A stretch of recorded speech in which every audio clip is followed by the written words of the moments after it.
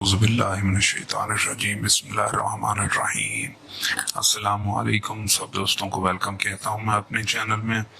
और आज की वीडियो जो है वो एड़ियों की जो जल्द ख़राब हो जाती है तो इसको कैसे सेव किया जाए, कैसे इसकी हिफाजत की जाए। तो देखते हैं, अगर एड़ियों की जल्द ज़्यादा ख़राब हो जाए तो सरसों का तेल 3 चम्मच और हल्दी 2 चम्मच मिलाकर इसका महलूल तैयार कर लें और इस गाढ़े लेप को रात सोते वक्त पाँव पर लगाकर जुराबें पहन लें। चंद ही दिनों में एड़ियाँ ठीक हो जाएंगी।